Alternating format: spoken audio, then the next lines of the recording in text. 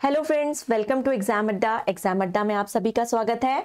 और भारत के प्राकृतिक विभाजन जो मैं आपको करा रही हूँ, जिसमें मैंने आपको हिमालय क्षेत्र, भारत, उत्तर भारत का विशाल मैदान और भारत के पठार कराए हैं, उसी श्रृंखला में मैं आज आपको भारत के पठार कराने वाली हूँ। सॉरी, पठार मैंने नहीं कराए हैं, मैंने अभी आपको कराया है भारत का हिमालय क्षेत्र और उत्तर भारत का विशाल मैदान। तो चलिए पठार करते हैं।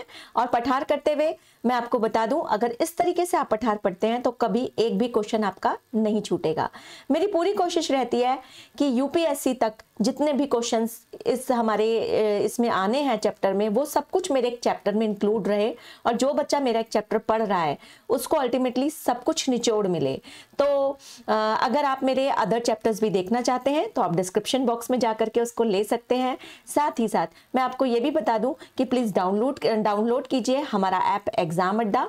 और एग्जाम अड्डा आपको जो है बहुत सारी टेस्ट सीरीज देता है, बहुत सारा फ्री मटेरियल भी आपको देता है, जिसके थ्रू आप अपने कॉम्पिटिशन्स की तैयारी कर सकते हैं। ऐसे बच्चे जो घर पर रहे हैं, किसी कोचिंग में नहीं जा पा रहे हैं, उनके लिए बेस्ट सोल्यूशन है।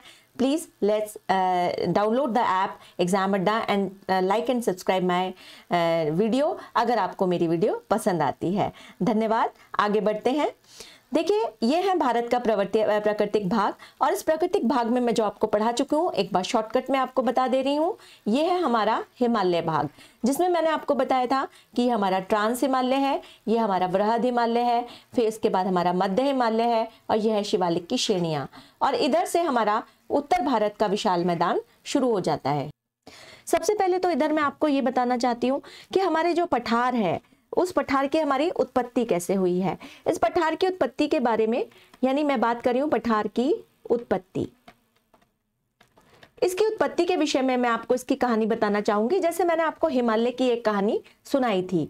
ठीक है, तो एक ब्लैंक पीडीएफ पे चलते हैं, जिसमें ये एक टेंटेटिवली मैं ऐसे भारत का एक मैप ड्रॉ कर रही हूं आपके लिए। ठीक है, सॉरी,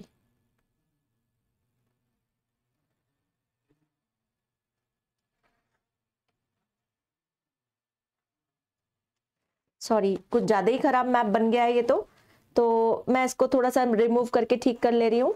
आप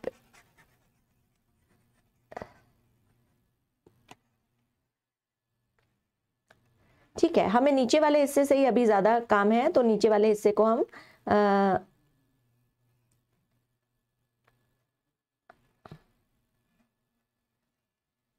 ठीक है। देखिए, मैंने आपको बताया था हिमालय की उत्पत्ति कैसे हुई थी, उसी तरह से मैं आज आपको पठार की उत्पत्ति ये बता रही हूँ कि ये उत्पत्ति कैसे हुई। देखिए, ये हमारी पृथ्वी थी। हमारी पृथ्वी में यहाँ ऊपर तो था ये क्या थी, अंगारा लैंड, और नीचे थी हमारी गोंडवाना लैंड। ये था गोंडवाना लैंड का हिस्सा और ये था अंगारा लैंड का हिस्सा। बीच में था आपका टेथीज सागर।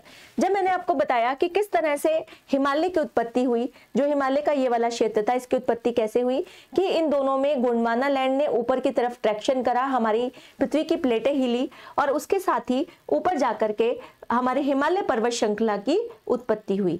जब हिमालय पर्वत श्रृंखला की उत्पत्ति हुई, उसके बाद भी पृथ्वी का बहुत बड़ा हिस्सा जो था वो यहाँ पर इस तरह से, जैसे हम देखते हैं कि यहाँ पे दक्षिणी अफ्रीका है हमारे वर्ल्ड के मैप पे।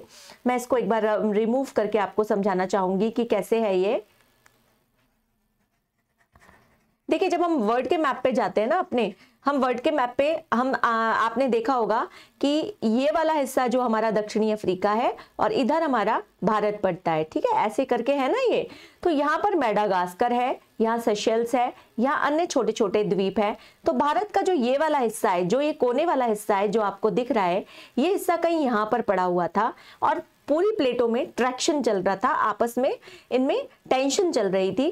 तो एक दिन इसी तरह भूकंप और ज्वालामुखी के उद्भेदन के साथ क्या हुआ, ये प्लेटें आपस में रगड़ खाई और रगड़ खाने के बाद ये हिस्सा जाकर के यहाँ पर उत्तर भारत का जहाँ विशाल मैदान है, इसके इधर वाले हिस्से में आकर के ये चिपक गया। ठीक है, सटक गया, यहाँ पे आके लग गया।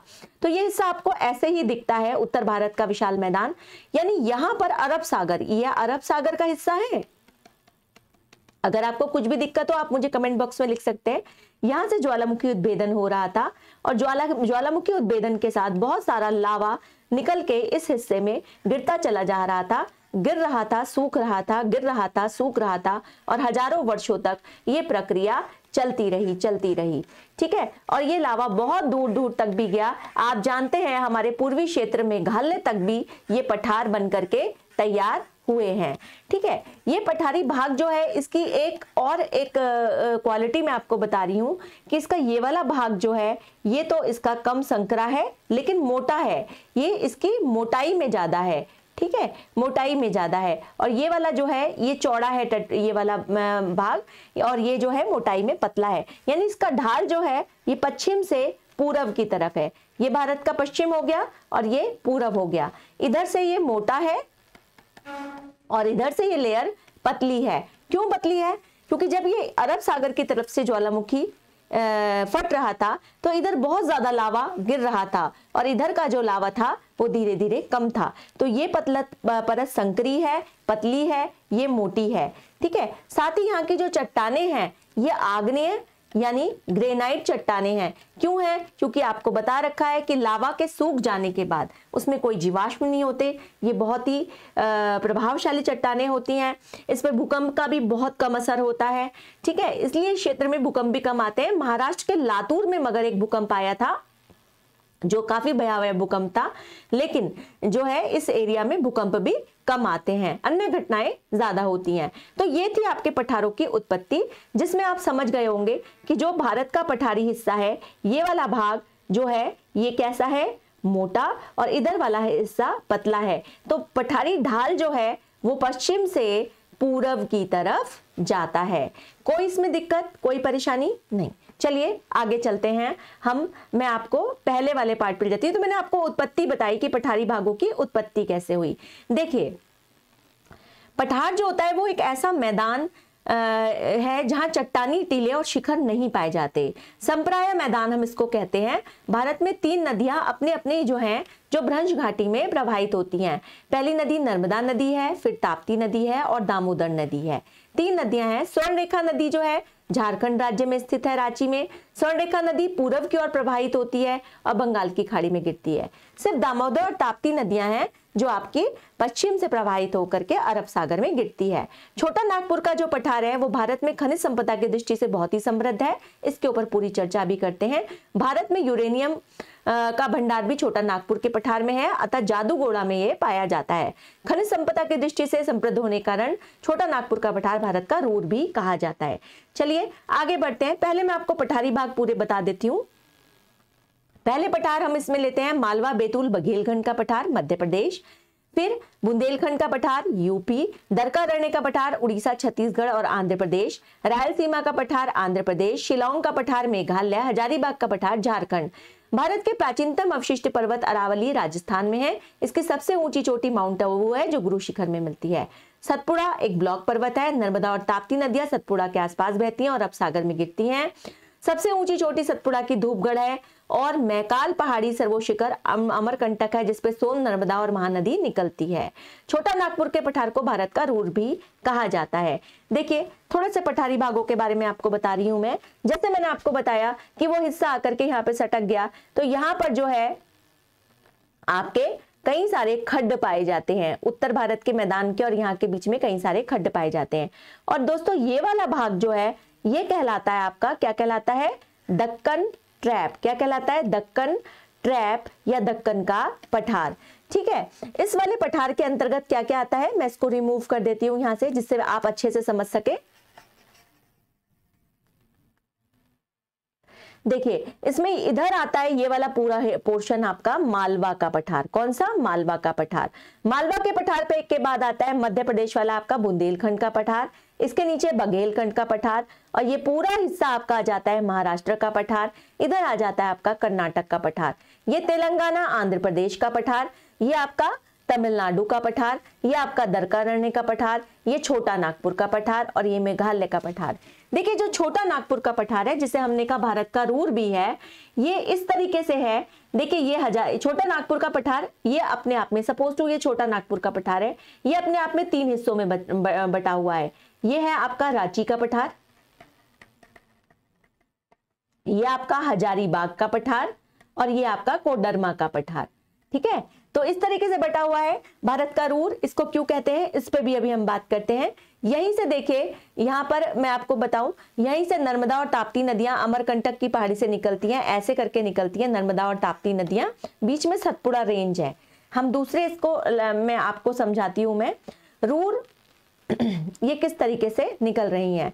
देखिए, ये आपका एक फ्रेश मैप पे मैंने आपको लेके दिखा दिया है। छोटा नागपुर का पठार, दरकारण्य का पठार, बघेलखंड का पठार, बुंदेलखंड का पठार, और ये आपका पूरा दक्कन का पठार आपका ये एरिया कहलाता है। ठीक है, इसमें मैं आपको दिखाना चाह रही थी कि कैसे नर्मदा और ताप्ती नदियां निकल रही हैं। देखिए, नर्मदा और ताप्ती नदियां यहाँ कहीं अमरकंटक की पहाड़ियों से ऐसे निकलती हैं और बीच में यहाँ पे सतपुड़ा रेंज है, सतपुड़ा पर्वत, जिसकी बताई मैंने सबसे ऊंची चोटी कौन सी है, धूपगढ़। ठीक है, ये नर्मदा है और ये ताप्ती है। यही अमरकंटक की पहाड़ी से 3 नदियां निकलती हैं, सोन नदी और महानदी। इस चैप्टर में हम इसे नहीं ले रहे हैं, मैं आपको नदियों के चैप्टर में इसको पढ़ाऊंगी। ठीक है, तो आप उसको वहां पे अच्छे से पढ़ पाएंगे। आगे हम इसको मैं आपको बताती हूँ इसमें किस तरीके से। अब ये रूर प्रदेश क्या है, इसे भारत का रूर क्यों कहा हमने छोटा नागपुर के पठार को, इस पे नोट आप एक जरूर लिख लीजिए अपनी अपनी कॉपियों में कि रूर जर्मनी में होता है, जर्मनी का क्षेत्र है रूर। जर्मनी में 2 नदी रूर और राइन है, प्रवाहित होती हैं। इन 2 नदियों के बीच के क्षेत्र को रूर प्रदेश कहते हैं। 2 नदियां बह रही हैं, रूर और राइन, इसके बीच के क्षेत्र को इन्होंने रूर प्रदेश कहा है, जहां खनिज पदार्थ बहुत ज्यादा पाए जाते हैं। और हमारे छोटा नागपुर के पठार को भी इन्होंने उसी की संज्ञा दी है, क्योंकि छोटा नागपुर में उत्तर पूर्व में राजमहल की पहाड़ी अवस्थित है और इधर झारखंड राज्य पहाड़ी मुख्य रूप से अवस्थित है, झारखंड जो झारखंड राज्य में है।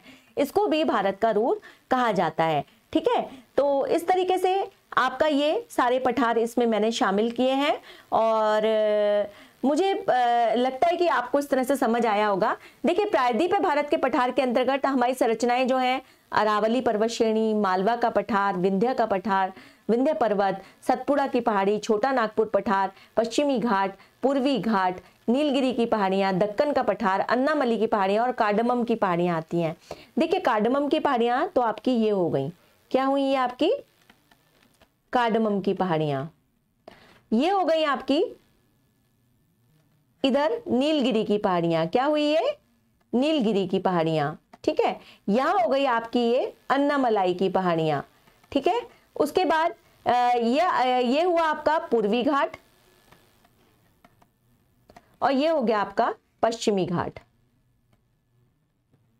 ठीक है, यहां आ गया आपका छोटा नागपुर का पठार, ये आ गया आपकी सतपुड़ा रेंज जो मैंने आपको नर्मदा और ताप्ती नदियों के बीच में बताया, ये आपकी विंध्य पर्वत रेंज है और यहां पर आपकी ये अरावली पर्वत है। ये क्या है, अरावली, जो रेड कलर से आपको दिख रहा है। ये आपका मालवा का पठार है, यहाँ पर क्या है, मालवा का पठार। ये पूरी मैंने प्रायद्वीपीय भारत के पठारों की आपको संज्ञा बताई है।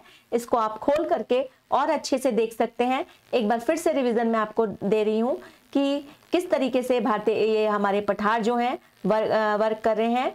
देखिए,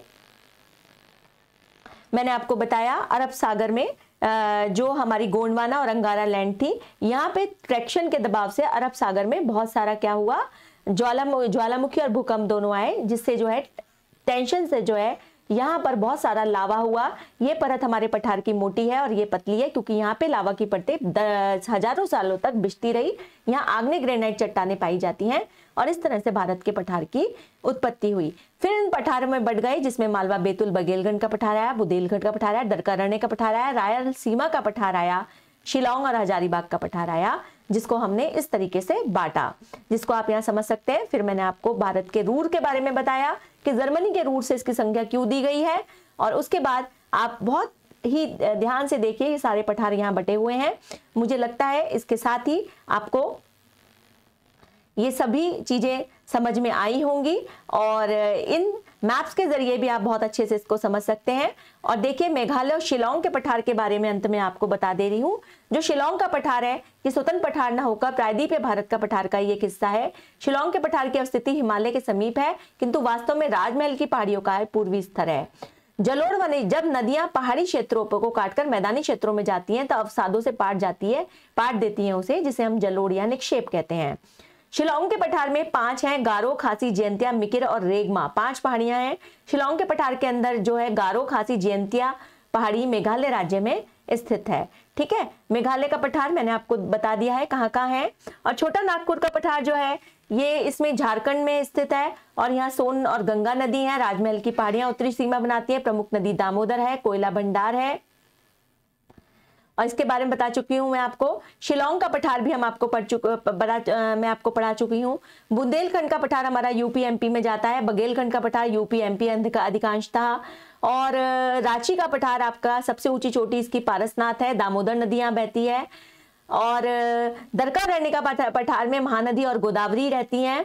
तेलंगाना का पठार, कर्नाटक, महाराष्ट्र और तमिलनाडु का पठार। मालवा के पठार के विषय में भी मैं आपको बता चुकी हूँ। नर्मदा और ताप्ती नदियों के बीच में यह पड़ता है। विंध्याचल का पठार गंगा मैदान और नर्मदा के निक्षेपों से हुआ है। बलुआ पत्थर यहाँ पाया जाता है। दक्षिण भारत के मुख्य पठार जो है वो दक्षिण भारत का मुख्य पठार जो है वो त्रिभुजाकार आकृति में है। महादेव और मकालू पर्वत यहाँ पर है। पूरब में पूर्वी घाट, पश्चिम में पश्चिमी घाट, ढाल पश्चिम से पूर्व की ओर। ये सभी क्वेश्चंस के आंसर मैं आपको इसको दे चुकी हूँ। धन्यवाद। अगर आपको मेरा ये वीडियो पसंद आया हो तो आप प्लीज मुझे लाइक एंड सब्सक्राइब करें। वेलकम टू एग्जाम अड्डा channel and please download this channel. धन्यवाद।